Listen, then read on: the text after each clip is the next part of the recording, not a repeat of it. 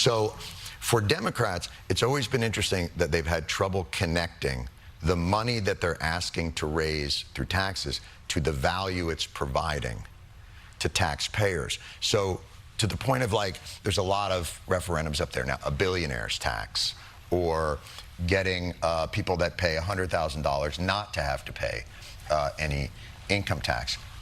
But I think too often the politicians haven't connected that money to real value. I don't think people trust that that money will be spent responsibly or have any efficacy. So predictably, yes, being the capital of Silicon Valley, we created some dashboards to show people how we were spending their dashboards to show how they're spending your money. That's the Daily Show's Jon Stewart cringing in real time at a California Democrat mayor talking about wasteful government spending, saying they, quote, created dashboards to follow the spending. That's going to need a gigantic dashboard the size of the Empire State Building. Watchdogs estimate there's been hundreds of billions of dollars wasted in frauds and more in California. Let's welcome back to the show from House Oversight, Texas Congressman Brandon Gill. Congressman, it's always a pleasure to see you. What's your reaction to the Daily Show's Jon Stewart calling out Democrat states like California overtaxing voters when their taxpayer money is blown on out-of-control fraud and waste? Well, I think he's asking the simple and basic questions that every American is asking, including, by the way, Democrat voters, which is, if I'm going to pay taxes every April, and I'm going to send my hard-earned money to Washington, I want to make sure that it's actually doing something that benefits me.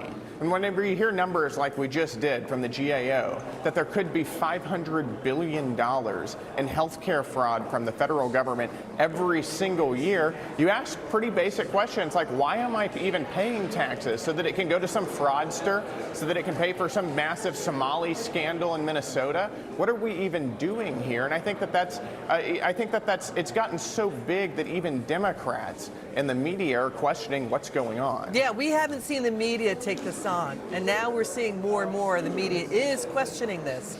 I mean, USA Today put up an op-ed saying voters don't like the Democrat Party at all because it veered way too far left, and you had that recent NBC News poll.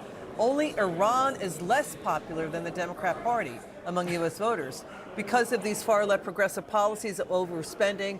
Many Democrats would rather their politicians hold more moderate views. So you see the polling is taking off, Congressman. Voters out there don't like what they're seeing, the waste of their tax money. No, they don't. They don't like anything that the Democrat Party has been trying to sell. They don't like open borders. They don't like waste, fraud, and abuse. They don't like this massive Somali scandal. They don't like boys and girls sports and boys and girls bathrooms, but that has been the platform of the Democrat Party for the past several years now.